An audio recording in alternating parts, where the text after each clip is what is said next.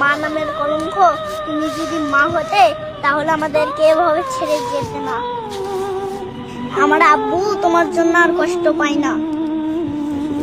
তুমি সুখে থেকো, ভালো থেকো।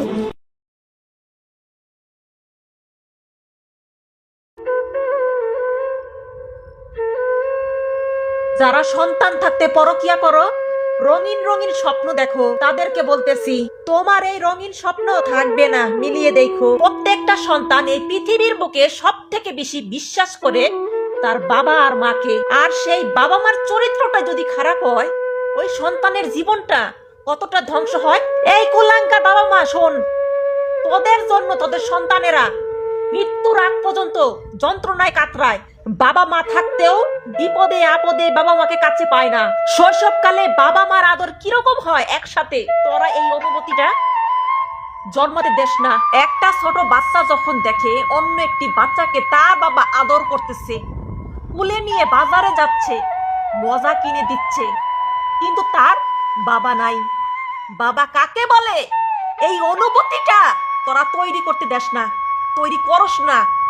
সন্তানকে রেখে তোরা পরকিয়া করস, সন্তানকে আগলে রাখস না।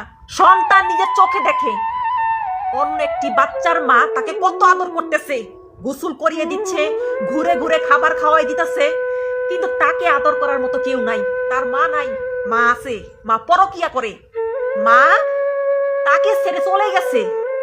এই জিনিসটা সে যখন বুঝতে শিখবে, এখন সে ছোট, সে কাউকে বলতে পারতেছে না, কিন্তু সে যখন এই জিনিসটা বুঝতে শিখবে, তখন তোকে তো সব থেকে বেশি ঘৃণা করবে। পরকীয়া আসক্ত নারী, তোকে তোর সন্তান সব থেকে বেশি ঘৃণা করবে, ঘৃণা করবে, ঘৃণা করবে। সন্তানের মতো অমূল্য সম্পদ যারা অবহেলা করিস, সন্তানের হাতটা যারা শক্ত করে ধরস না, তোদেরকে বলতেছি তোদের যে কি হবে, তোদের যে কি হবে একটাবার কল্পনাও করতে পারছিস না। যৌবনকালে যারা স্যাক্রিফাইস করতে পারতেছিস না, কোনোভাবে স্যাক্রিফাইস করা সম্ভব না সন্তানের জন্য। একটা কথা মনে রাখিস, বৃদ্ধ বয়সে তোকে যে পরিমাণে স্যাক্রিফাইস করতে হবে সেটা তুই কল্পনাও করতে পারতেছিস না। তোকে অনেক স্যাক্রিফাইস করতে হবে।